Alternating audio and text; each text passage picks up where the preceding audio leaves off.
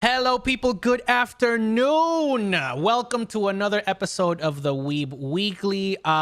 If you notice something different, I am doing the intro today. And that is because our main man, Nick, will not be joining us today. But with that being said, I wanted to say hello to our main man, Mizu. How are you doing today? I am doing fantastic. I can't wait to have the conversations we're going to have. Yes, sir. Yes, sir. And obviously, we're gonna start with the elephant in the room. Nick is not gonna be joining us any further on the weekly. It's not a beef thing. We're not beefing with each other at all. It's not anything hostile. It's just a matter of creative differences when it comes to the setup, the structure of the podcast, what his original vision as the creator of the podcast was. And he has blessed us with the ability to keep the podcast going. This was discussed at length. That's why we took a little bit of a hiatus, as you can tell, in December. We were just figuring things out, trying to restructure the podcast, trying to cover more anime-centric topics. But at the same time, we also felt that the community that we had built, talking about other pop culture events, not necessarily only Marvel, but like DC video games, manga, anything like that. It had some value to you guys, and I feel like Mizu and I still had that motivation and that fire to keep that going, even if Nick was going to move on. With that being said, Nick will always be welcome. I mean, it's his baby. We literally spent a year together talking every single week. And I'll let Mizu give his takes in a couple seconds. I just wanted to say thank you, Nick, for obviously reaching out to both of us to create the podcast. This has been a total blessing, at least for me, getting the chance to talk with two brilliant young creators in the same space and develop this friendship, especially in the past 2 years, has been really crazy. It's been one of the biggest blessings that I've had as a content creator, and I'm happy to keep it going. Mizu, do you have any words related to that part of the equation? Oh, I definitely agree with you. There's definitely no like bad blood between us or anything like that. So please don't spread rumors or, oh, this happened, or anything of that nature. Like, no, we all understood what we wanted with the pod. And like I said, we had our differences of opinion on it, but we took all what we wanted to do, both our constructive criticism and what we wanted to do with it, and we went forward with it. But like I said, like Jose was saying, Nick didn't see the same, and he just said that he just didn't really want to do really podcasts like that anymore because I mean the man's doing a lot of different things now. So anyways, which is understandable. Everybody, it gets busier as you become more and more entrenched in content creation. For sure. So, but like I said, like Jose said, we both are really still passionate about it. We definitely like having these conversations, both, and not just for me with anime, but this is like one of the few times where I don't get to talk about anime a lot, which is for me a breath of fresh air because my whole platform is about anime. So this to me is like that little moment where I can talk about stuff outside of the sphere of anime, but doesn't mean that we aren't going to talk about anime or manga on this podcast, because we do. And we are, like I've been giving you guys some updates on both the YouTube channel, Discord, and a little bit of Instagram. And I was telling you guys that there are going to be changes. And this is that change, not just him not being a part of it as much, but also how we're going to structure this podcast, new things, 2022, new year, new ideas. Yes, sir. Yes, sir. And it's another thing to mention the fact that Nick could be coming back in the future for certain episodes, especially the anime episodes, which today we're talking a big anime news because it's going hard in the paint. The anime world is going hard today, January 9th, because that's when we're recording it. The other thing we wanted to make sure is to let you guys know that there could be another host in the future, so stay tuned for that. And we would appreciate if you keep showing the love to the podcast. We love sharing our ideas with you. And who knows, maybe 2022 is going to be even bigger than 2021. But with that being said, I think the best way to start this podcast, is very varied podcast today, is with one of the biggest things that happened in the past week, which was the Book of Boba Fett. So we had episode 2. It is called The Tribes of Tatooine. It was absolutely insane. Mizu, can you give us your first thoughts on that? One thing I would say, definitely, the Book of Boba, even The Mandalorian, is proof more and more why I love world building. When someone asks me, like, what do I like in a story, I would definitely say, of course, obviously plot, but world building is a big one for me. Yes, and sir. when you put together a great world building atmosphere, it works so well. And one thing I would say about the Book of Boba is that we have gotten so much information and culture of the Tusken Raiders, which I didn't expect to see. Mind you, the Tusken Raiders, before we, when we first, our initial reaction to them is just these mummy dudes who screech. Yeah. And mummy dudes who screech. Exactly. I'm serious. Like, that's my always impression of them. Like, yo, there's these weirdos in the desert dressed up like mummies, just screeching. Yeah.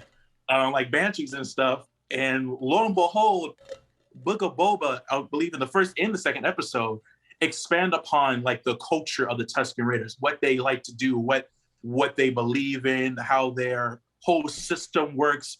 It was so cool. I'm just like, wow, I know so much about them. So with that being said, I like the world building that the Book of Boba is doing. I like how they're showing us how the hype behind Boba Fett is. Mind you, the interesting thing about Boba Fett is that before this and the original trilogy of Star Wars, in a funny way, Boba was just a pretty face. He had no lines. 5 lines in the trilogy, bro. It was ridiculous.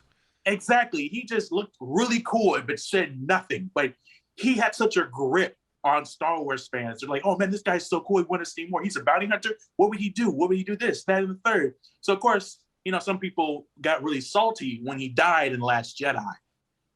And some people had those theories that like, no, he's not dead.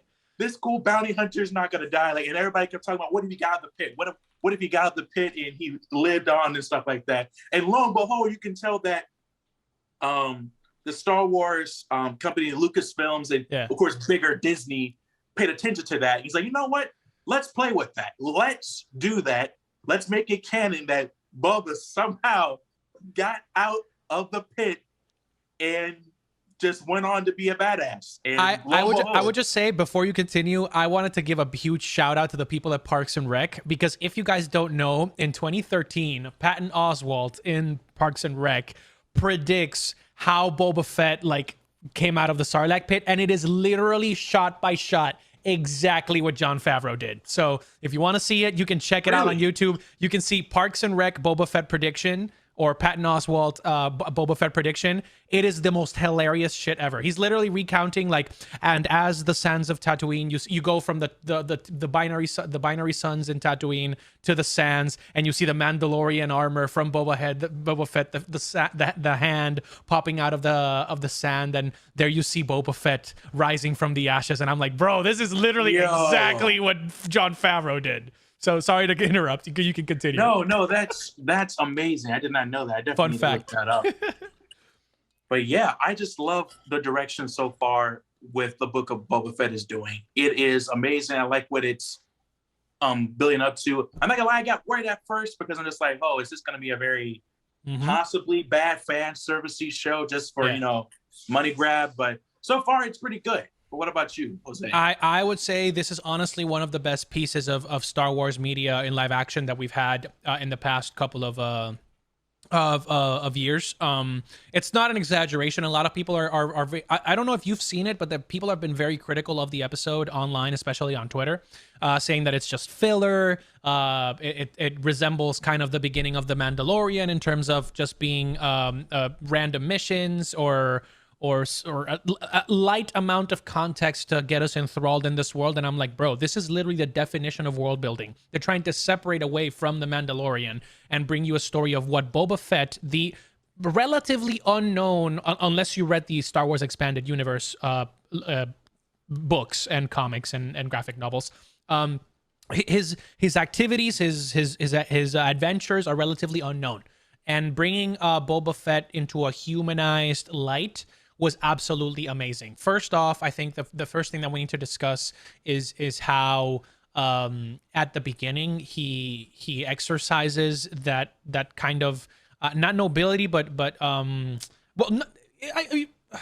altruistic, I would say, in a sense, a manner of leadership.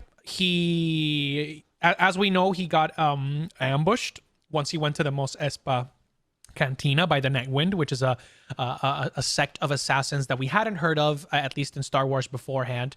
And he spared the life of that assassin, right? And we got a pretty cool reference to the Rancor pit, because they literally opened the Rancor pit, and I thought they were gonna have a replacement. But how did you feel about that that explanation and that take on Boba Fett being like, okay, you tried to kill me, but I will spare your life because there's ulterior motives at play? I think it's cool because it goes off. It shows off that Boba Fett is smart. I like how he's good at being cunning and making political moves, because that's what he's doing. Because he's trying to take the spot of Jabba the Hutt, and as you can see, Jabba the Hutt ain't going around here just murking folks. I mean, he's sitting there, slug kind of dude. But and we know Boba Fett as the bounty hunter doing all these cool, crazy things. But I like how he's looking at it strategically. And that's what he's trying to do. Of course, with the mentioning of the Rancor pit thing, I thought that was so cool how they did it, because I was sitting here thinking the same thing, did they get a new Rancor? I'm no, they didn't. And it goes to show again how smart they are, because they knew that the Rancor was dead, because he knew that the Rancor was dead because he was there. Yeah, and he played off the fear of this I'm gonna put in air quotes, highly regarded assassin group, whoever these people were. And just really bitched them out. So I thought that was cool. I love that. I absolutely love that part of the episode. And it goes to show that they're trying to go for something new, right? Not going for like the cold-blooded killer type vibe that we got from Jabba the Hutt. And speaking of Hutts, let's just jump into the big freaking reveal. So as we saw, the assassin was operating outside of his territory, right? Outside of Hutt territory. And the Mokshai's, the mayor of Mos Espa, spoiler alert, he's an Ithorian, so he's a weird calamari alien. He's not a Mon Calamari, but he looks like one. They're usually called hammerheads. He says that the best thing that he can offer is a word of advice, that Boba Fett is breaking the traditional order of operations when it comes to the crime world, right? He's not being pompous like Jabba was. He's not being cold-blooded. He's being diplomatic and trying to keep the business aspect intact, but he is still going against the status quo, right? And that is not the way that it goes, at least in the Tatooine crime world. So we get to see the two challengers to his throne, and I want to hear your reaction. How did you feel when you saw the beautifully animated cousins of Mr. Jabba the Hutt? So one thing I was surprised by with that is because I'm like, first of all, as a person who's watched Star Wars, the Clone Wars series, the show, it's also on Disney Plus. I knew that they're like, oh yeah, Jabba the Hutt's not the only Hutt. They made it known throughout this series that there were other types of Hutts who have their own control and all that. So we're just gangs in general. So I knew it wasn't the end of it when Jabba died. I was like, oh, there's probably others. He has a family. There's a whole family. In the Star Wars: The Clone Wars animated movie, I believe he has a son. He has a child. But Jabba has a child, which is basically what started the whole, animated series show. So yeah, like I said, there's a whole family of them. So I wasn't surprised when I saw that. Great, there's the family. I was wondering what they were gonna do. Like, are they just gonna allow him to just take over this area? And I like how they showed up and they were just like, oh, hey, like, you're the new guy here. I mean, first of all, bro, this is not how it works. You can't just come in and we're the ones who hired that assassin because Like, and I love how they were nonchalant about it. Like, oh yeah, we did that. because you don't belong here. That's that, and I totally agree with that. The as soon as we got that drumming, when you see Max Rebo, like the blue performer from Jabba's Palace, be like, oh shit, something's about to happen.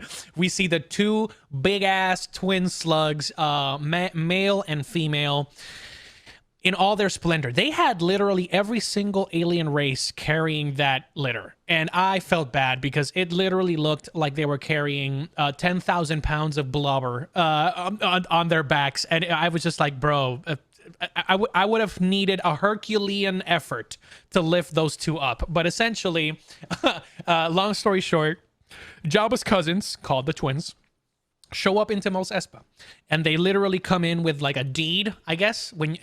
Are there deeds in the crime world? I don't know what they were thinking, but essentially they were like, okay, this is Jabba's territory. We are Jabba's family.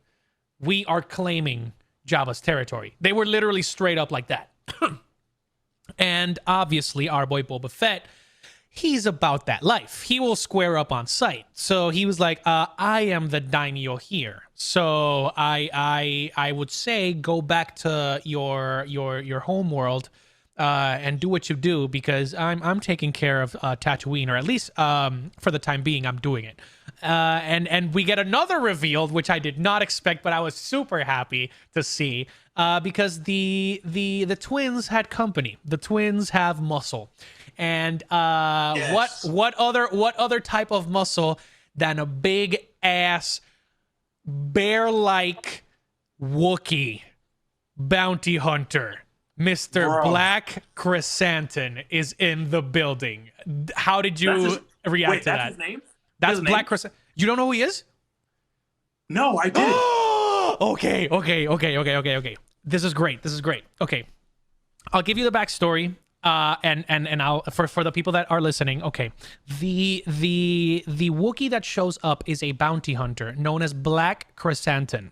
He is a rogue Wookiee who was introduced initially in 2015 in the Marvel Comics Darth Vader #1. You can check it out. It's a really good comic issue. And it essentially details the story of Black Krrsantan.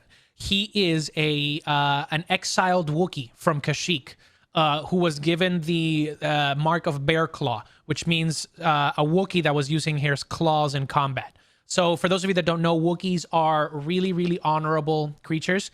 And obviously, I don't know if to them using your claws to like kill someone is kind of like a no-no or something like that. But he was exiled from Kashyyyk, and he was captured and sold into slavery by the Trandoshans. That's one of the reasons that, like, if you guys remember Bosk, the bounty hunter, it looks like a lizard. He's part of the Trandoshan species, and they are both, the Wookiees and the Trandoshans are mortal enemies. So he was sold into that trade, and then he eventually, after escaping that captivity, he decided to go into gladiatorial battle pits, bro. He became that's why Boba Fett refers to him as a gladiator, because he literally became a monster combatant in gladiatorial fighting arenas.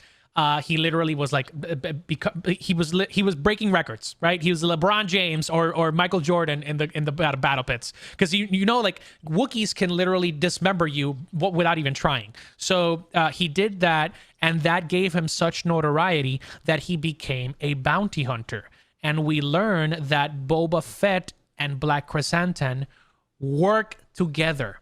So that's why he's not scared, but you can see him being like, oh shit, it's about to go down. Like, Boba Fett is not scared, but he said, you can bring as many gladiators as you want. Like, that's not going to change anything. Krrsantan has some beef with Boba, because they both work together under Darth Vader himself. Darth Vader had both of them as his personal bounty hunters at one point, because I mean, like Darth Vader treated Boba Fett like a plaything. Darth Vader treated Jabba the Hutt as a plaything. He has literally stood up to Jabba, being like, you know what, you may be able to resist Jedi mind control, but getting choked out is not getting choked out is not in your purview. So that's the main backstory. He is a gladiatorial menace to society. He has fought and beaten Chewbacca. He has squared up to Han Solo, and he even fought our boy Obi-Wan Kenobi. So that's the main rumor, that he's going to show up in Mandalorian season 3 and in the Kenobi show. Though, so how do you feel about now that you saw the backstory for Black Krrsantan? So okay, before you telling me that, I was just like, one of my weird childhood dreams is to see a messed up Wookie. Like, oh, Chewbacca's so cool, but I'm just like, what if he was dark? Like, what if there's like a Wookie out here who's just like who's a bad Wookie, like someone who's not on the side of light or the Republic or something like that. And I was just like, I mean, they're never gonna do that. And as soon as I saw him on screen on the Book of Boba, I was just like, did they really do it?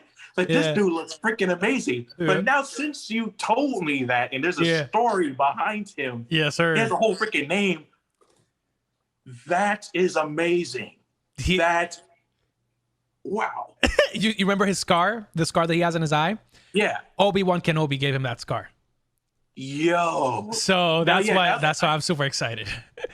Like, I'm not gonna lie, Disney would be foolish if they don't put him in the Kenobi show, as you said. Because that would be cool. We got a background on that. Yeah. And we see him as a kind of a recurring character in multiple series like that. Like, you can't imagine people growing up watching the show like, I just remember that one Wookiee who kept showing up in all these Star Wars Disney shows. I am beyond happy because of that, because I'm glad that we're getting the chance to see characters from the expanded lore. I know that this is technically not the Star Wars what's it called,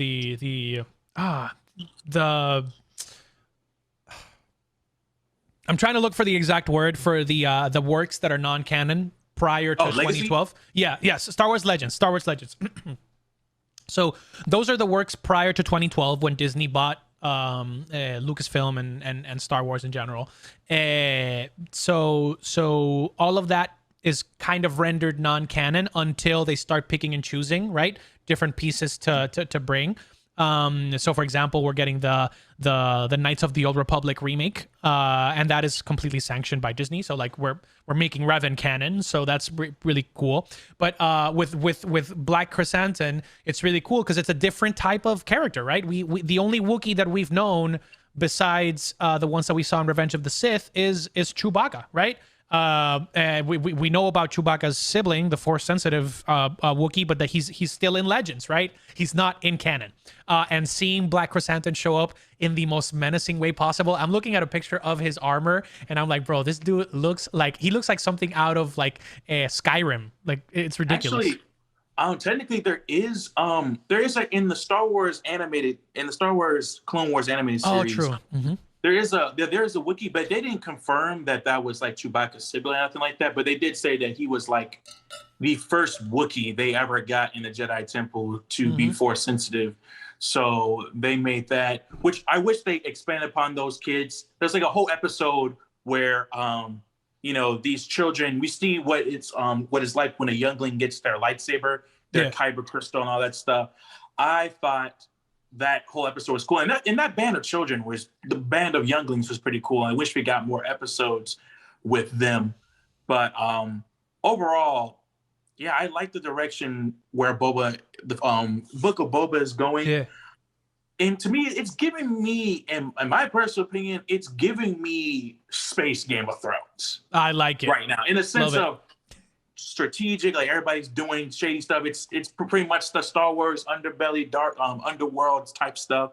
I can't wait to see what more we're doing. And here's the thing: the flashbacks about what happened to Boba are honestly some of the best parts of the show. Like the 2 episodes we got, when we got the background of what happened to Boba, and like I said, we've been taught, first of all, captured by the Tusken Raiders, befriending the Tusken Raiders, and trying to try to upgrade them Yeah. and how they fight and how they do things. And like I said, with the reason why I say with the world building earlier, the comment I said earlier is because at the end of the episode of episode 2. Yeah, let's talk about the Tusken Raiders. That's amazing.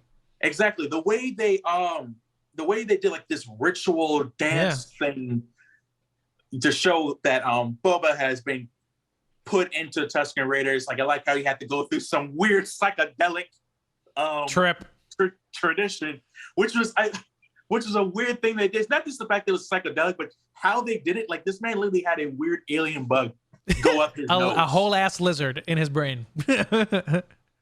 And I was like, and he took it like a champ. He was just like, oh, it usually kind of uncomfortable. I'm like, bro, I would be screwing my head off if that happened to me. I would literally just die trying to rip my own head open, like, get this thing out of my head. Oh my god, it was so dope. And of course, we're referring to the fact that when we get another flashback, right? As Boba's going into the Bacta tank, we get a flashback into his indoctrination into the Tusken lifestyle, right? So essentially, the Tuskens are being basically assaulted by a gang of criminals who use a bullet train to do drive-bys on them. They literally have drive-bys in Star Wars, which is ridiculous. I was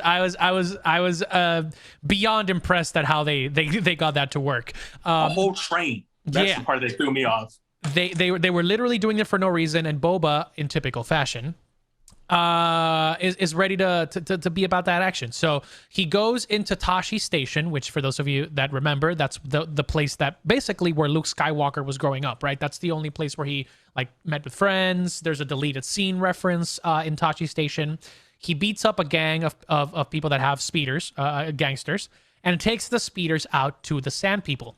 And he's like, okay, I'm gonna train you to use this technology in order to stop the train. And the fact that they were able to show that in such a quirky, fun way, with him literally just going like up, like front, back. This is how you ride, forwards, backwards. Like it's like riding a bantha. Like that side of Boba, I would have never expected that we would have seen that. And the fact that Temuera Morrison landed every single beat emotionally with in terms of the communication, trying to show that he cares about the Tusken people for saving his life, essentially, even though they had him captured at the beginning. That whole scene, that whole montage of him training the Tusken Raiders was really cool. How did you feel about that? Did you expect that? What do you think about that? No, I did not expect that. Again, I like the direction that they're going with Boba instead of just making him kind of like Darth Vader figure, instead of making him all around kind of like evil. Granted, Darth Vader, you can make the argument that he is sympathetic and stuff. I personally don't think so. He has not really much my sympathy. But I like how they're making Boba Fett more evolved in character, and I mean, who knows? We get to learn more about him. And how the way he thinks. So I love that part. And it goes to show that he's also just a good leader, surprisingly enough. Because he seems like the type to be like, oh, I just do whatever the money tells me to do kind of guy. But no, he does his own thing, and it works. It works when he's doing his own thing. And like I said, I'm looking forward to these flashbacks, because now I want to see the flashback where he meets girl's name. What's her name? Fennec The Shand. person who's with. Yeah. I want to see that episode when he meets her and how they become. Oh, when he saves her life, yeah. Yeah, when they become a duo and stuff like that. So, or there's another one. This is a theory, which is definitely not going to happen. I doubt it. But because you know how we open it up with him reacting to, Jango Fett's decapitated head, or at least his helmet. Yeah. And we all know who killed him. My boy Samuel Jackson, aka Mace Windu, freaking destroys a freaking ends him. And some people were theorizing, like, what if, like, because there's been a real campaign to bring back Mace Windu, to bring him back to life. The same, because they kind of made the same argument like they did with Boba, like, oh, he's a Jedi, him falling from that height, like Jedis fall from stuff all the time. I don't think he's dead. I think he could be doing this, that, and the third. I'm not gonna lie, it would be funny as hell and interesting if Mace Windu was alive, like he's old and not really doing much. And some people make an argument that maybe he kind of disappeared and just lived in the background in a way, and he met his killer he met his father's killer, which is Mace Windu. And it will be such a weird, it'll be such a weird and cool dynamic because, you know, we know Mace Windu as a Jedi. And of course, we look at him as a good guy. But of course, from Boba's perspective, he's not a good guy. Like, oh, you killed my father. And we have to see that dynamic. And of course, we as the audience are technically on Boba's side because he's the main character. And you can just see Mace Windu, whoever reacting to it, whoever's going to react the way about it. But that's just a funny little theory. I thought that would be funny as hell if that did happen. Like, if Mace Windu was like a Samuel Jackson with a beard and something like that, chilling. I feel like that makes sense because also, I mean, there's been theories for a while, and like there's a picture that I'm seeing right now, a picture that he's shared in 2021 of him like just talking shit about Jango Fett. He's like, he's wearing a shirt that says "Check out the big brain on Jango." And one of his hashtags is Mace ain't done, and I'm like, bro, what the fuck? And I'm like, bro, if he comes back, I would love that. I would love that. But obviously, it's a matter of how they do that structurally. We still don't know because if you think about it, Ahsoka's coming back with her own show. She's alive by this point. And at the end of Rise of Skywalker, which is official canon Disney movie, right? We hear Ahsoka's voice as well as Mace. But up until this point, we haven't really seen Force ghosts or Force communication from living Jedi, besides Luke Skywalker, right? Projecting himself across the universe. When it comes to a Mace... You could, I mean, come on, bro. Darth Maul survived getting literally sliced in half and became one of the best characters in the entire prequel era. Absolutely. I am a big believer in the famous trope. If you don't see the body, they ain't dead. If you don't see the body, if they don't see the body, they ain't dead. I definitely agree with that, and especially because you can even make the argument that Star Wars pretty much coined that whole thing. Like every time someone falls off a cliff, somebody supposedly dies, they never show the body. So I'm just like, oh yeah, you just open the door for that character coming back. I mean, with Mace Windu is for sure for me, and you said what you said with Darth Maul. Captain Phasma in the new trilogy. Could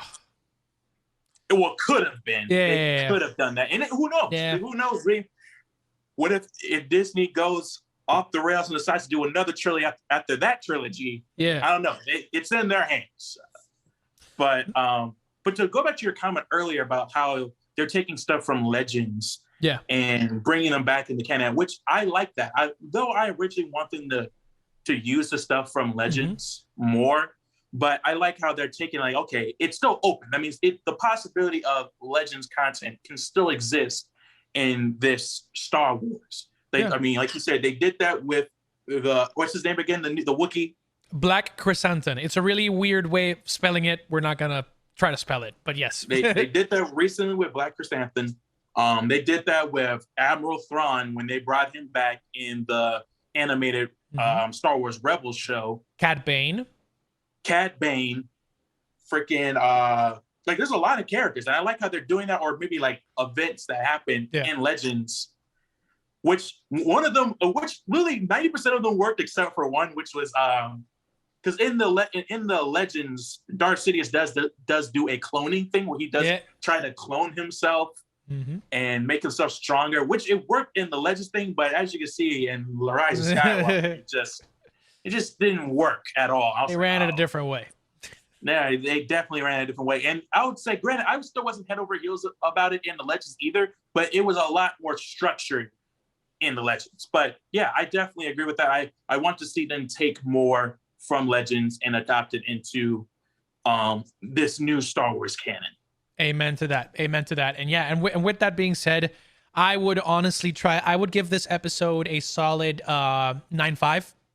I'm a big fan of lore, like expanding the lore in a cool way. Absolutely. Giving me something different. It it's got the same heart as the Mandalorian, but it is completely something different. It's a completely different vibe. It's more of like a chess game, at least that what I'm seeing, while also adding in expanded pieces of lore. Whereas we're just exploring uncharted territory in the Mandalorian, like we're just expanding on new things that are happening in that universe. Versus Boba Fett, where we're going into like adding context to the past and bringing forth the present. So, how would you rate the episode before we move forward? I would also give it a 9.5. Nice. Love to see it. Love to see it. We're landing in the same numbers. That's good. That's good. At least for now. Let's see if that carries over to the next topic, which is, of course, the biggest piece of anime news besides Attack on Titan. Demon Slayer. Demon Slayer Season 2 is going in hard, crispy, tenders with the Entertainment District arc. We are in episode 6, I believe, if I'm not mistaken. So, yep. And oh my gosh, was it great. The 6th episode released today, right? So a couple hours ago. We both saw it. What did you think? What was your first thoughts about the episode?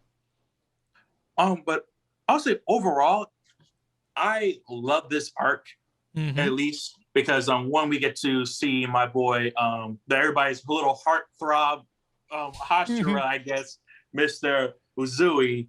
Yeah. I like him. You know, we meet his wives, the controversial wives, I guess. But yeah, I think because to me I like this arc because it's a mix of humor and like dark suspense, because they're in this district where it's pretty much like, let's just say it's pretty much like Las Vegas or something, like everything, festivals, gambling, prostitution and stuff like that is all in there. And you got these 3 dudes, Tanjiro, Zenitsu, and Yosuke, have to be there's a name for them, not concubines, there's a name for them. There's a distinct name of what they're called. Oiran. Yeah, there you go. Oiran, yeah. So, and they have to dress up, and I like how they all get into one different ways. Like, and one thing I would say is, like, I like how they realize that, Inosuke looks very feminine and feminine features. And I like how they played off of that. They're just like, they took off the makeup off his face. Like, you see, she's very pretty. She can work in here. She would be fantastic. And, Tanjiro working his ass off as like a person cleaning and all that stuff. And then Zenitsu is like the ugly one. Like, this ugly one with the blonde hair. But she can play the Yohukio. I don't know what it's called. It's basically like a Japanese form of string instrument. Yeah. But yeah, he was killing it. I think that was the one thing that was shocking during the season for me, is that, like, I didn't know Zenitsu could do that. I didn't know this man could play like that. Okay, he's actually adding more stuff. I'm actually growing to like, I'm not gonna lie, I'm gonna be honest with you, I'm gonna get hate for this. I am not the biggest Zenitsu fan. The man. Really? Damn. No. I love Zenitsu. He's a screamer though. Yeah, he is a screamer. He is always yelling. He's always being scared. Like, to me, when I hear people say that the characters like Asta from Black Clover is too loud, or Usopp from One Piece is too cowardly, but I'm like, Zenitsu's pretty much both of them put together. But the only thing is that he gets the whole, when the man is asleep, when the man is slumped, he is literally a thunder god almost. Literally.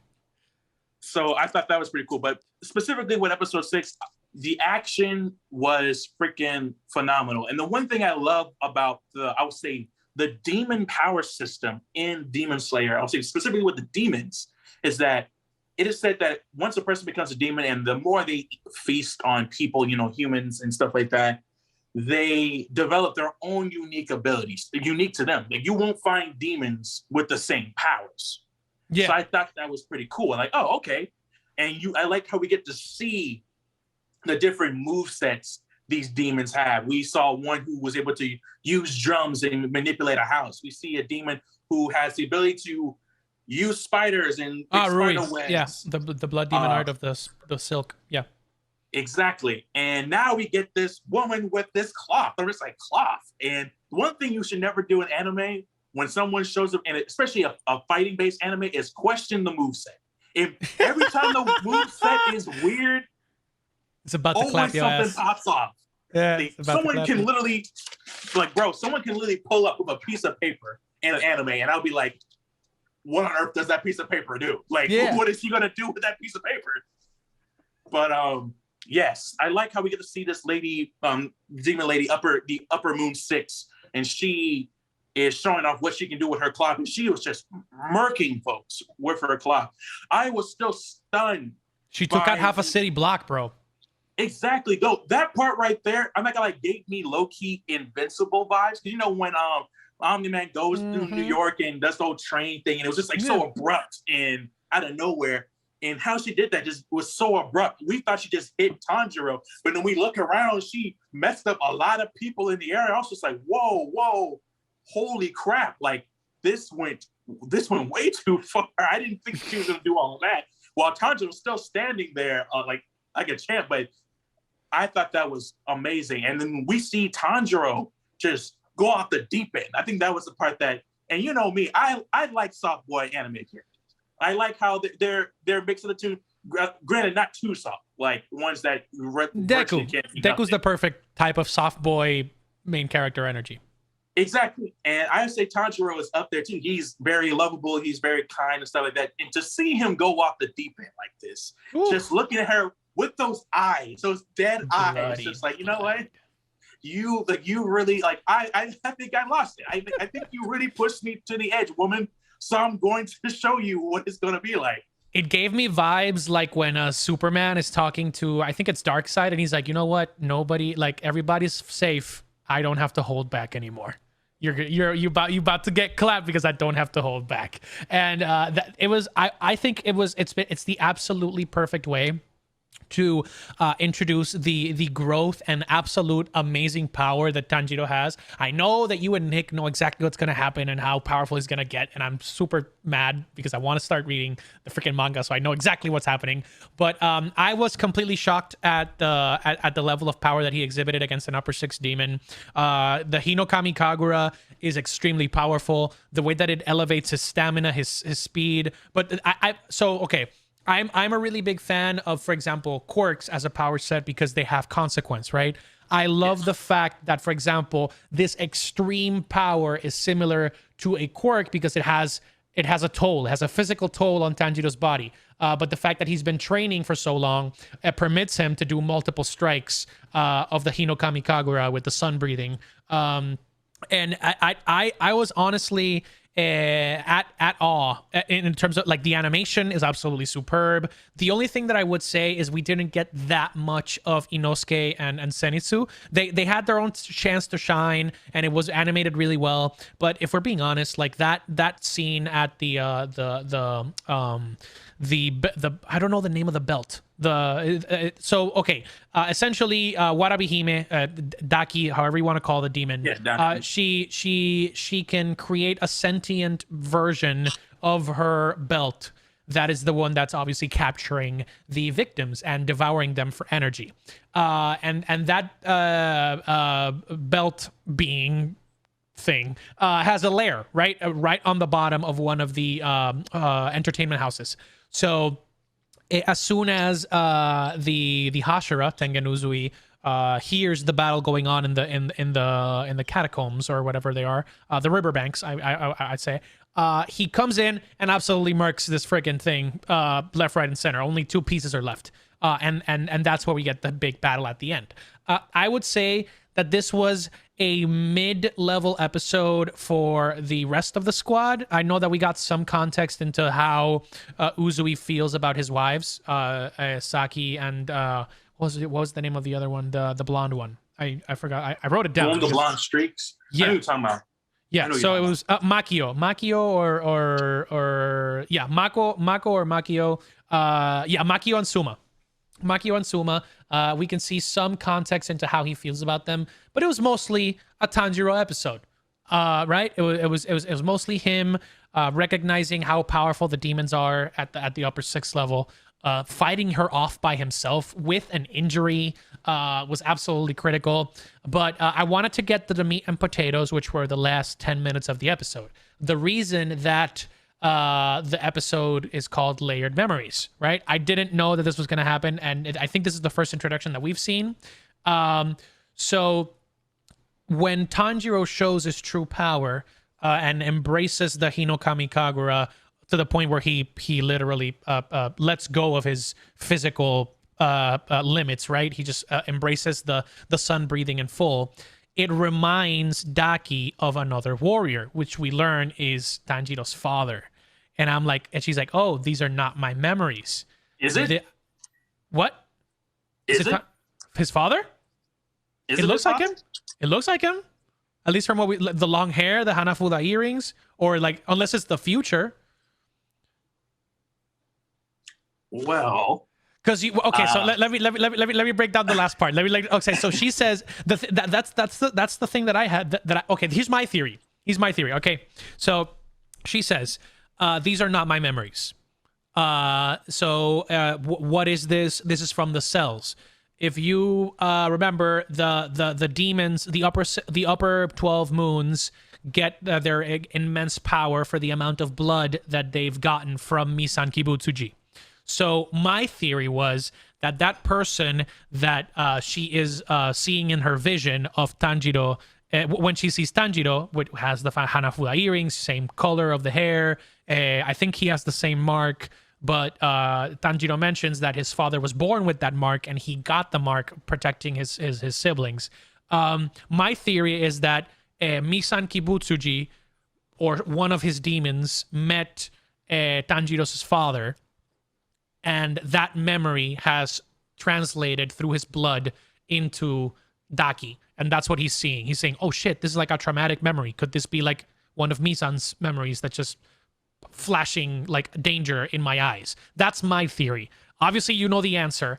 Don't spoil it. But let me, am I warm? Am I close? Am I even in the same stratosphere?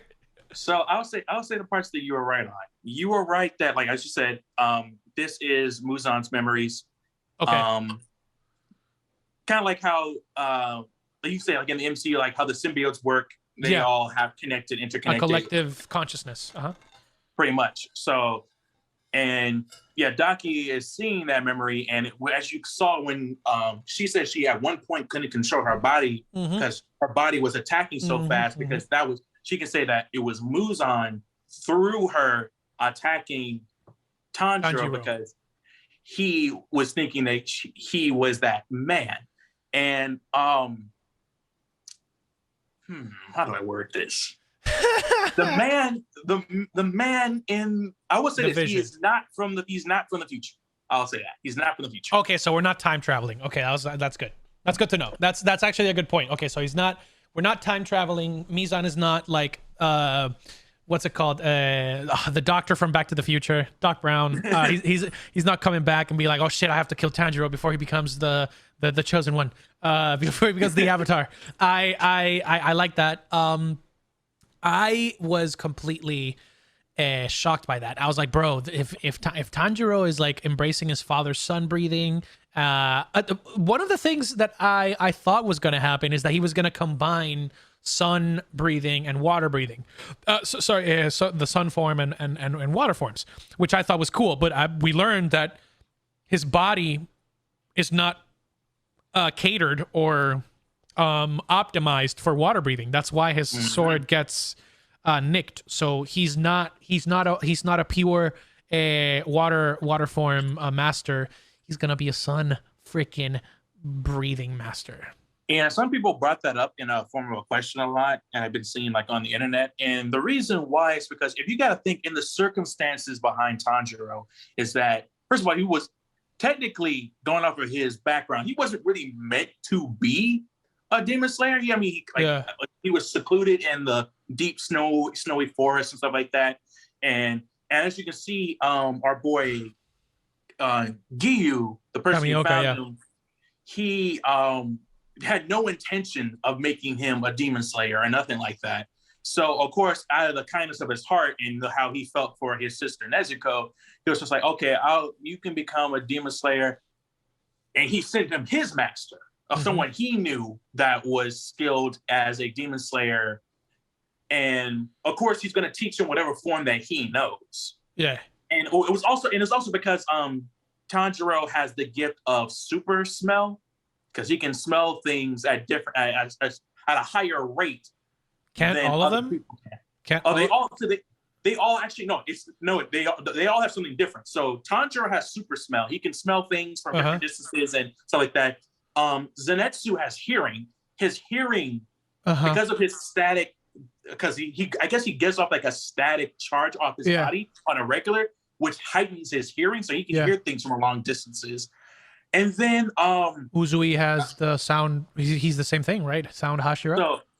So similarly, just like Zenitsu, even though he bickers with him, they have the same ability to enhance hearing. Yeah. And then Inosuke has seismic sense, like Toph from Avatar: Last Airbender. He can feel the vibrations of the ground and things of that nature.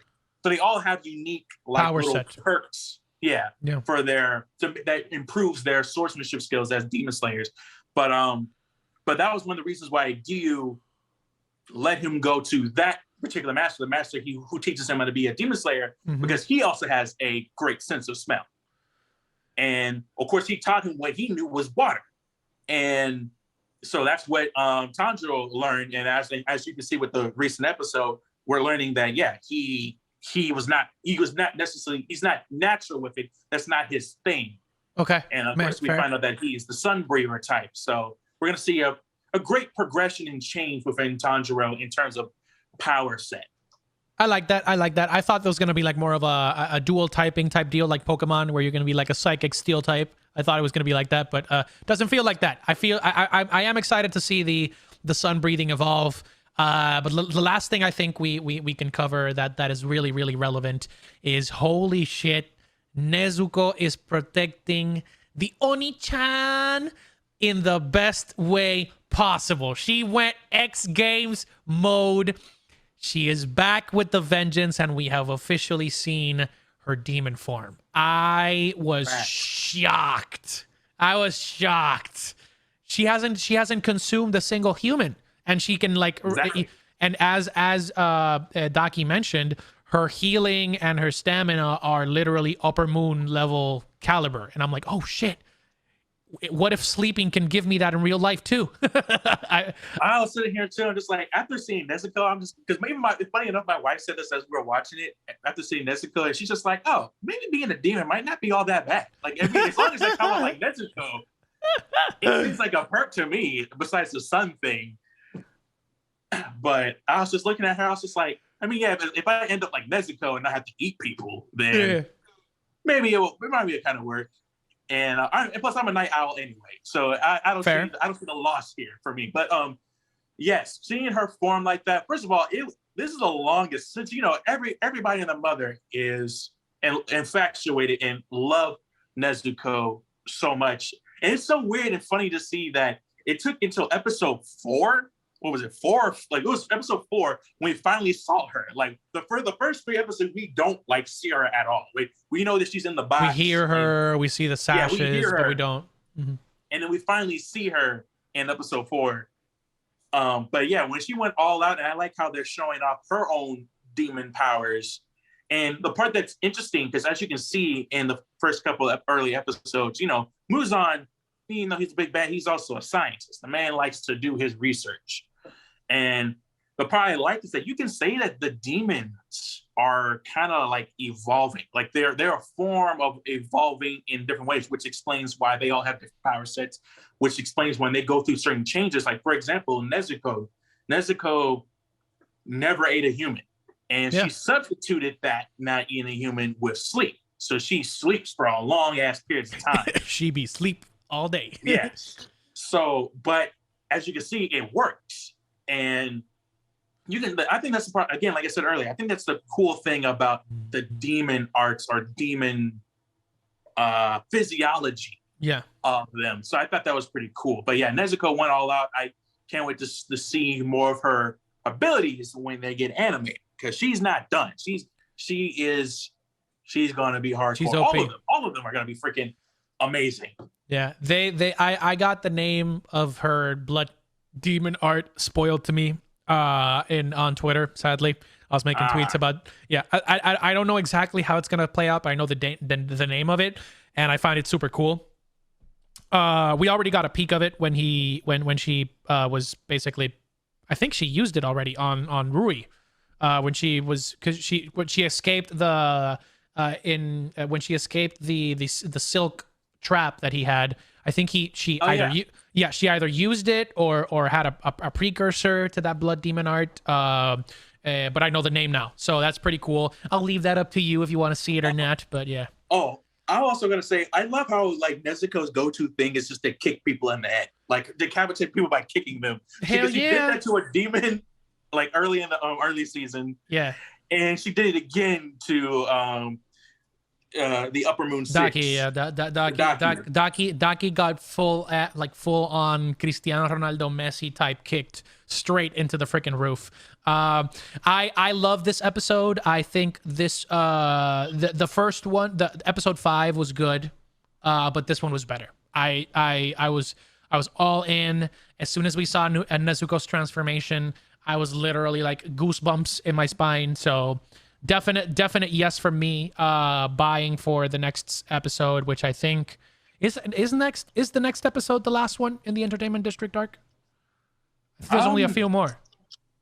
In terms of episodes, I gotta look that up. I think it's only like a few more, but because it's different trying to translate it from manga to episode. Yeah, for sure. But yeah. But we're nearing the end of the arc, which is it's weird because it's flown by. It's kind. I feel like this has been a lot different of an experience because of the fact that like we saw. I don't know if this happens with every anime as it's coming out. But for example, like for this season of Demon Slayer, it's been really weird because we saw Mugen Train, which then got animated in anime format, which was technically part of season 2, and then like within season 2 we got the 2 arcs, because like in season 2 we got the Mugen Train arc and then the transition into the Entertainment District arc, and it's all one, but then it was also a movie. So I'm like, what the fuck is happening? Like it was way cleaner when we saw the first season of Demon Slayer, and I know they're trying to milk it because obviously like Mugen Train is literally the most successful anime film ever at this point. It's kind of ridiculous that is happening right now, the way that it's happening. But I'm excited to see what happens. So I'm excited to see what unfolds. And I would say that this is probably one of the best animes that we'll see this year. But speaking of best animes that we're gonna see this year, my friend Mizu, it is only a couple of hours in our time traveling moment of the future. Of the past. It's a time traveling moment of the past before we get the official start to the end, right? Attack on Titan, season 4 at part 2. How are you feeling? Are you excited? Biggest expectations? Jaegerist or not? I'm weirdly enough, I'm looking towards the reactions of anime only fans. I'm looking towards that because I will say this, it's going to be, I would say the ending is going to be a mixed bag for some people. I won't say it's bad. Now I'm not going to say that it's bad. It's not Game of Thrones. It's not bad, but it is debatable depending on how you look at it. Some people love it. Some people hate it. Some people went from hating it to loving it and vice versa. It's like, it's just a weird mixed bag. Right now, I'm in the part of like, I'm content with it. I think it could have been better, but I am content with the ending. But I don't know how I feel about that. I mean, it all depends on you and everybody who's going to watch it. But like for me, reading it was interesting. So yeah, I'm looking forward to seeing anime only fans' reactions and what they're going to be seeing going on, because I'm not gonna lie, it gets brazy.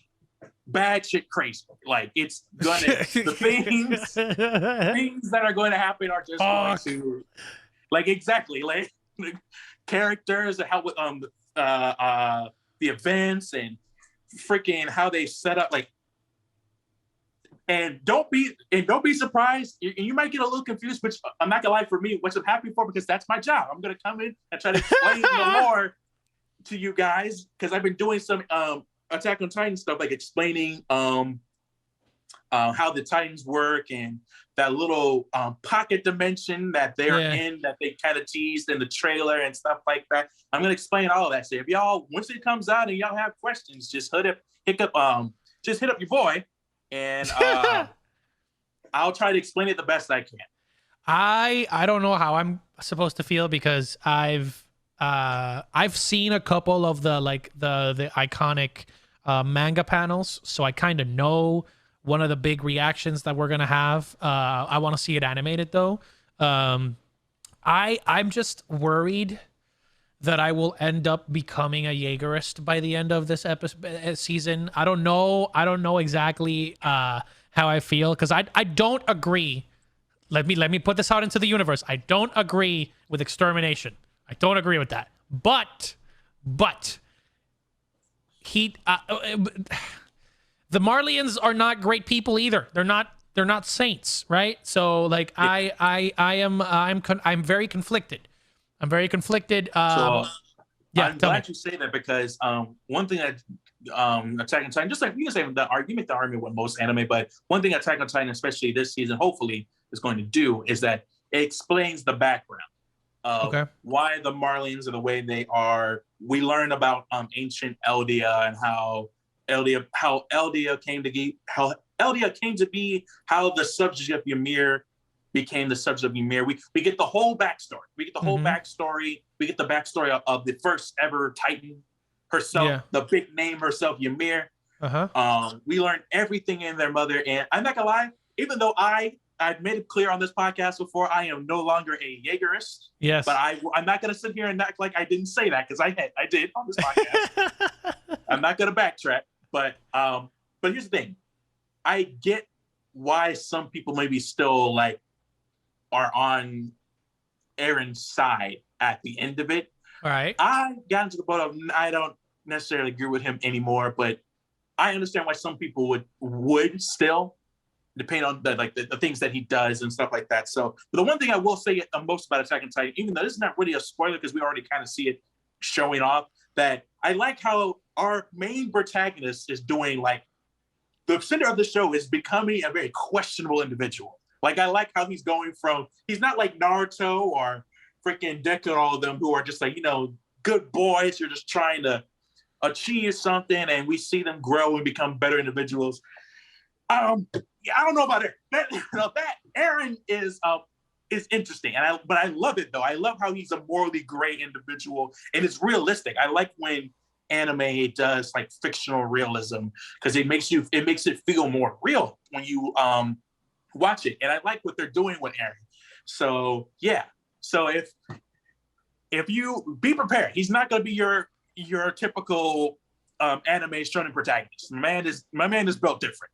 Damn it! I'm scared, but I'm excited. So I'll just leave it at that. I want to say that I'm looking forward to his demise, but I'm also I also want to see if he I also want to see if he redeems himself, because I know that, for example, I don't know if it was officially confirmed in the anime yet, or if it's done in the manga, but I believe that when he bitch slapped Armin and he told off Mikasa, he wasn't doing that on not on purpose, but he was doing it strategically instead of being a total douche. That's what I got from my previous research and from what people were saying on Twitter, that it was not fully him being just an asshole. It was more of a strategic play on his part. I don't know if you can say anything without spoiling, but yeah. I'll just say that then, which I definitely agree with you. Basically, the real question is how you feel about Aaron is basically how his motivations and how he carries himself. Like you said, he did that strategically. I would say that everything Aaron is doing has a purpose. Is planned. It's pretty much it's on purpose. I'll say earlier seasons he was going off the rails. He was doing whatever. It was just him, reactionary. Reactionary. But now this Aaron is different. And this Aaron is clearly different. And he's learned more during that pastime between season 3 and season 4, that little gap between the anime, and he has a plan, and he's trying to execute that plan. Now the real question is, as a fan, is whether or not you agree with it or not. And it's like, for me, I ended up not agreeing with it. Some people still agree with it, and some people don't. That's the real question with Aaron right now, is do you agree with what he is doing? It's tough. It's tough. But hey, once we're done with this episode, we are diving straight into the actual show. So I'll be able to see firsthand what the hell's happening, and we'll bring you that next week. That is all that we had in the terms of discussion of things that happened during pop culture. Mizu, do you have any questions for the fans? Do you have any further points that you'd like to cover? I would say, since we are bringing back, Demon Slayer is coming back. Like, I mean, it's going strong. Mm-hmm. Attack on Titan is coming back. And I would ask the question of, just in the comments, whether from the audio or from YouTube, and I'll even post this on other parts of our platform. Like I was just saying, that Eren Yeager is a very complex, morally gray kind of character. So who is a character in pop culture for you that you agree with? Who's a morally gray character, whether it's in anime or just in general pop culture, that you agree with? Maybe like agree with, or maybe like you understand. I don't think you have to agree with, or I'll just say maybe understand. Like, you don't really agree with their methods, but you understand them. Damn. I did say this in a previous podcast. I don't necessarily agree with him, but I understand why he is doing it. And it makes sense from an overall perspective of the universe itself. It's Frieza, man. Frieza. Oh yeah, I remember you saying that. Good Lord. Frieza, because and the argument, I think, up until, well, I don't know if the Moro arc is going to add something different to it, but for those of you that may be newer to the podcast, what I said in one of the episodes that we had, I think Ray was in that podcast, right? Ray Voices. Essentially, we were talking about like which villain was correct. A lot of people said Thanos. A lot of people said I think somebody even said Eren. I don't remember who said or something, or another major anime character. I said Frieza because if you think about it, the only reason that the Saiyans that we love are good is because Grandpa Gohan dropped Goku. That's the only reason. So, like this race of superhuman, let's just call him that, is a total menace to society. They were controlling and enslaving worlds and stuff like that. Frieza is a worse evil. Yes, he is full bent on world domination, exterminating weaker races. But as we learned from Super, it all gets to a point, right? It all comes to a point where if he were to get powerful enough and disrupt the balance in the universe of destruction and life, Beerus would have to step in. And as we know, Frieza is already weary of two beings in the universe, as stated by King Cold.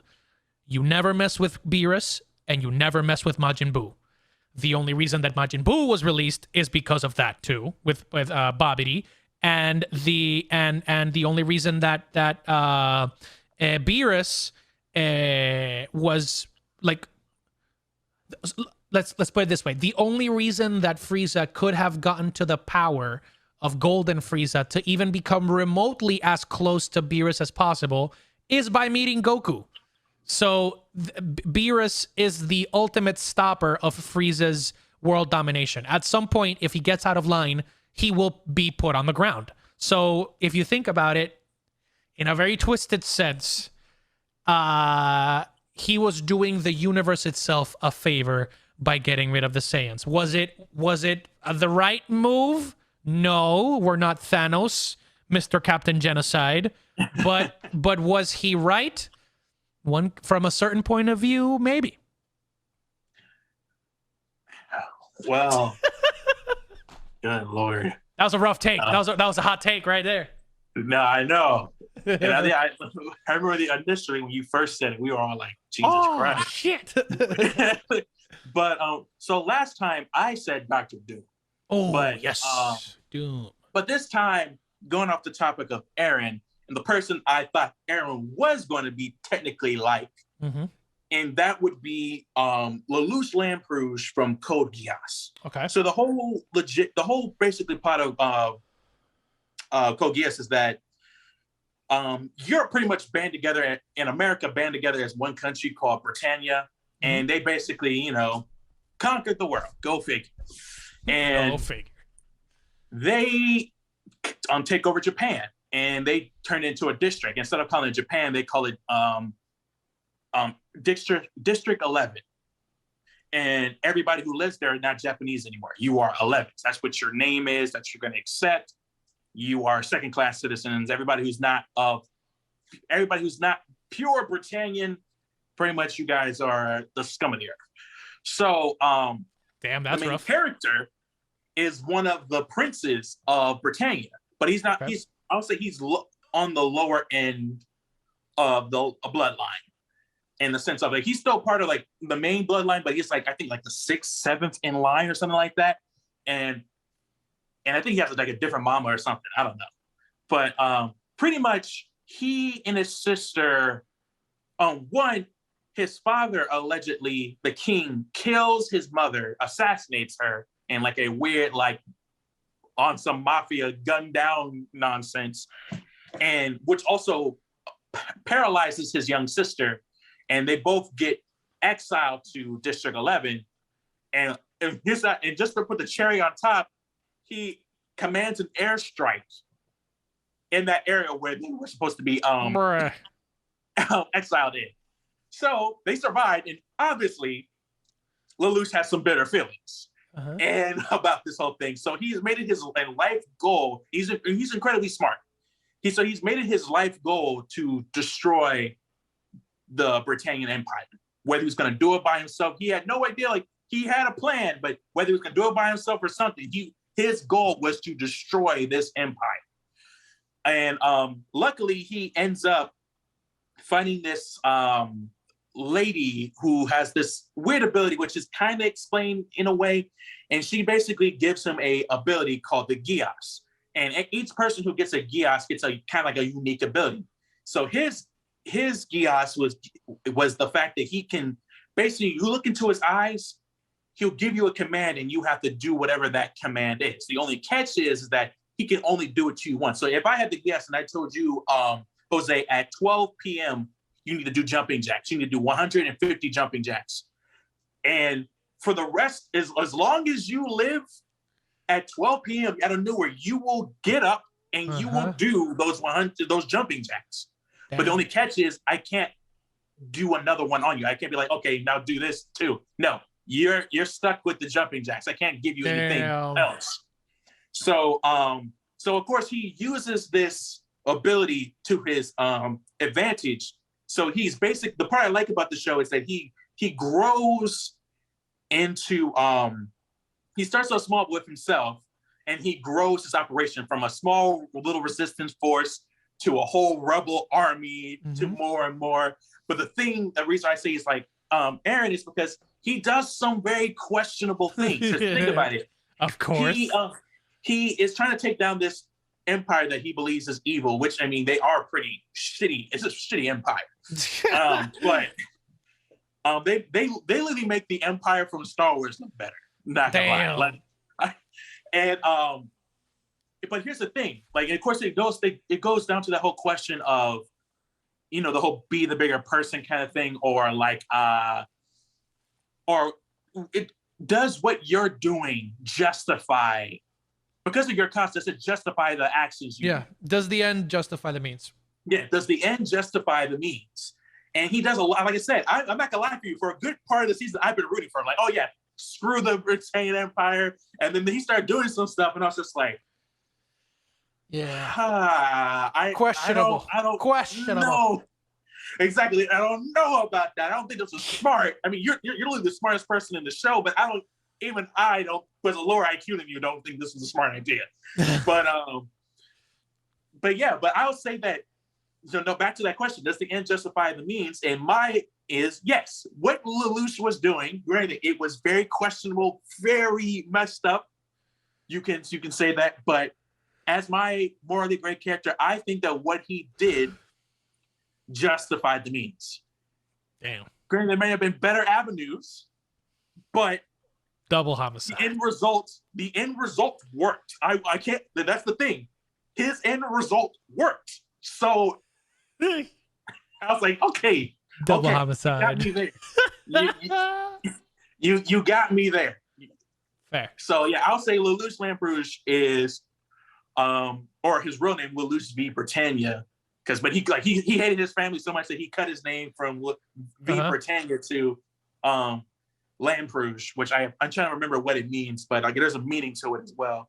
But yeah, I would say for me, that's my morally great character. Him, like he's very similar to Aaron in many ways, which is one of the reasons why he's one of the reasons why I became a Jaegerist, because I was just like, oh, he reminds me of Lelouch doing some very questionable things to justify the ends, justify the means kind of stuff.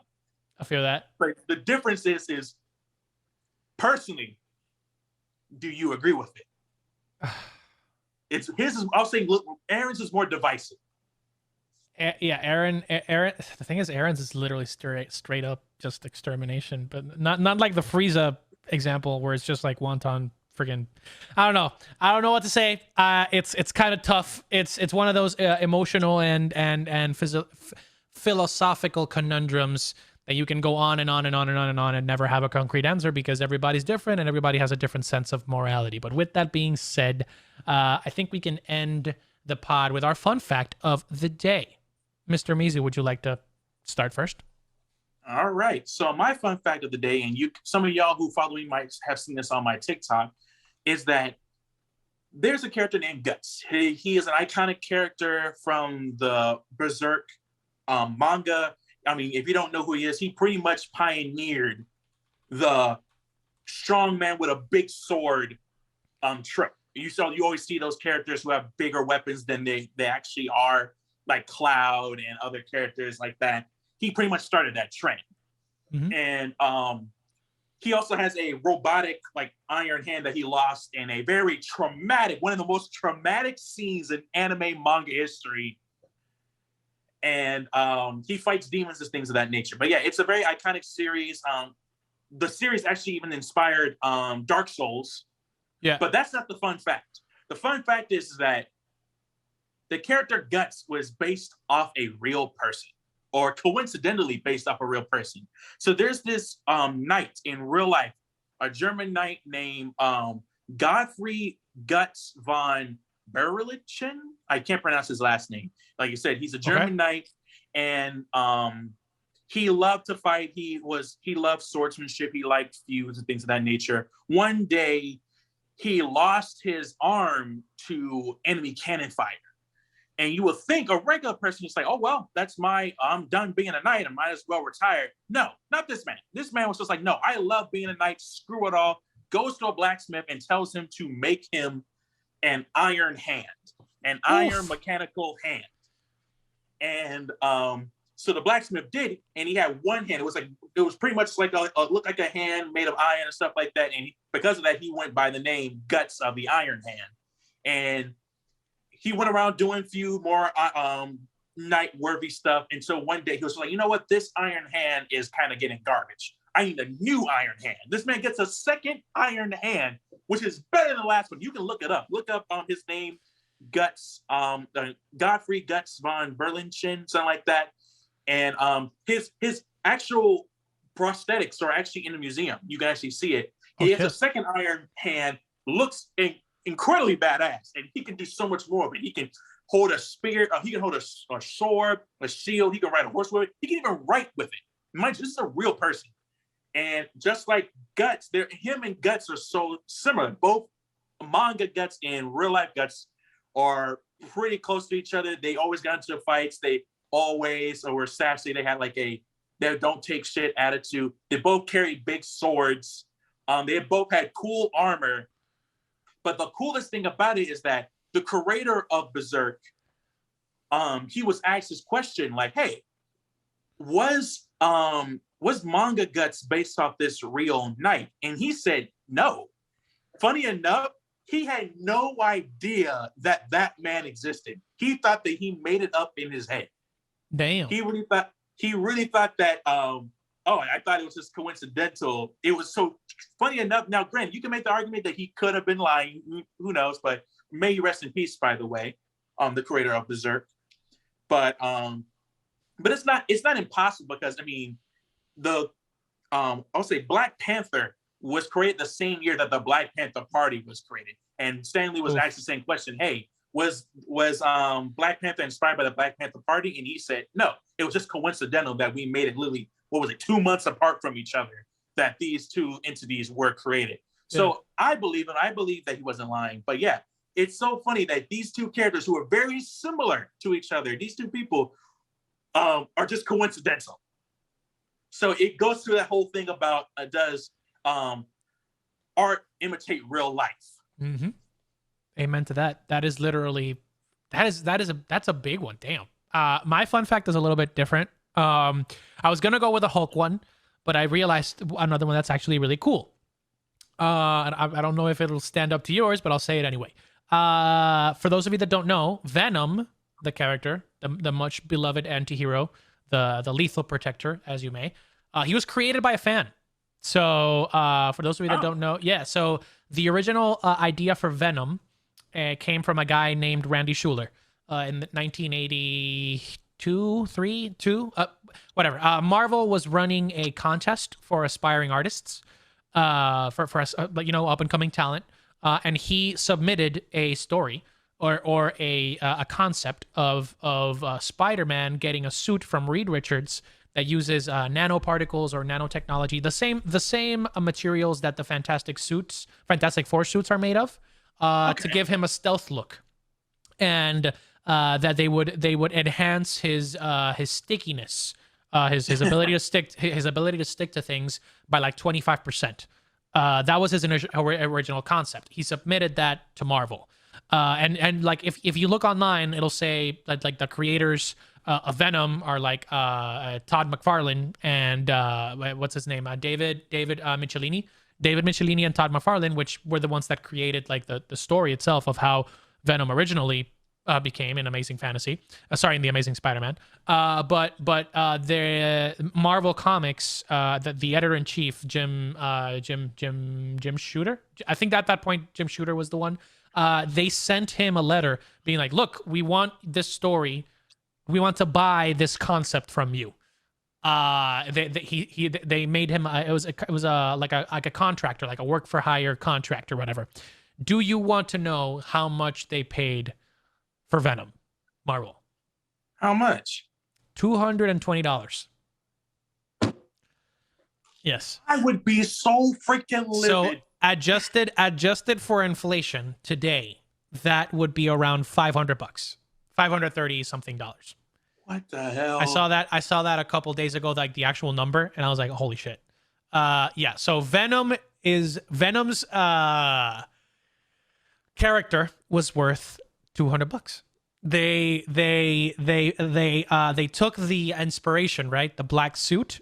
They completely changed the concept, and then the guy, Shooter, Randy Shooter or Schuler, he said in like 2007 or something that he felt happy, but at the same time very dissatisfied that like they took his concept of like the jet black suit and gave it a completely different origin. They just took the money, like they just took the idea from him and ran with it.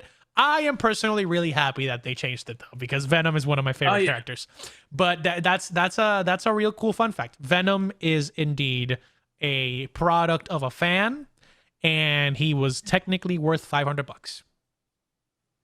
Honestly, that's freaking amazing. And also, to all those who like to write and draw and stuff like that, also let that be a lesson to be careful with your IP and ideas. Yeah, because you never know that you may think that your idea might seem stupid or like kind of mundane to you, but it can turn into $1 million idea. You never know. So yeah, that's crazy. I'll be like looking at it like, oh, I'll see you guys. Like that's like if I had an idea, like, oh, I got this little character here. I'm gonna call him like Deadpool. I'll see you guys for like $50. And then as you can see, he's all over the place. Like, Billion dollar man. Billion dollar I'll man. be so mad. I'm like, yo. I mean, the designer that made the Nike swoosh got paid $35. I heard about that story on it was like a video on YouTube. Yeah, man. $35 for the Nike swoosh, the most famous, symbol around the world. Yeah, the most famous clothing brand around the world. But yes, that is it from us. We did it. We went over like to almost an hour and 40. That's great for our first double trouble podcast. Thank you guys so much for liking the videos on YouTube, for subbing, for watching for listening to our podcast on Spotify or every other platform that you consume this. Thank you to all of our Patreon patrons.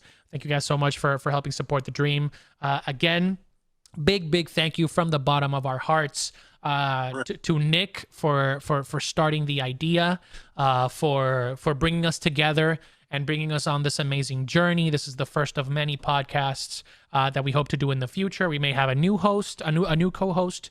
That is a question for the future, but for now, we kind of put this in celebration of what we did with Nick. We wish him nothing but the best, and if he ever wants to come into the podcast again, he is more than welcome, because the Weeb Weekly would not be here without him. So that's all I got to say.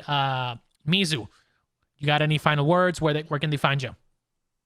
You guys can find me on TikTok, Instagram, and YouTube. I appreciate you guys for subscribing to my YouTube. I'm at like 1,300 subscribers, which is dope, especially that I only have like 3, like technically like YouTube videos. The rest of them have been like mostly like shorts and stuff like that. But I definitely am working on it. As you guys can see, if you're watching this from YouTube or maybe just listening, I like do most of my stuff on my phone, and I'm trying to get my laptop situation better so I can give you guys more stuff and do more things for YouTube and stuff like that. Again, thank you guys all for staying with us. It's been a little bit rocky and we apologize for the long hiatus. But I've been trying to keep in touch with you guys about what was going on and stuff. So we appreciate you guys. Patreon, I've been talking to you guys in the Discord. I appreciate you guys as well. Overall, like I said in the beginning, new year, new podcast, new ideas. So let's just keep this thing pushing. Amen to that. Well, on my end, you can find me on TikTok, Instagram as I'm Tropical Joe. Same on Twitter. We're about to hit 17K on YouTube. And I just started making YouTube videos again. I have 2 bangers lined up that I will be releasing this week. We're also starting up the stream again next Saturday, hopefully, with some Pokemon, and then moving back into the varied content from, for example, God of War, Star Wars, The Fallen Order, and a lot more, because 2022 is going to be a big year for gaming, and I intend to take full advantage of it. So make sure you go like, comment, and subscribe to that, and also make sure you drop a follow and a like on the Weeb Weekly podcast socials, right? And download the pod, because it helps us immensely. With that being said, thank you guys so much. We will see you on the next one.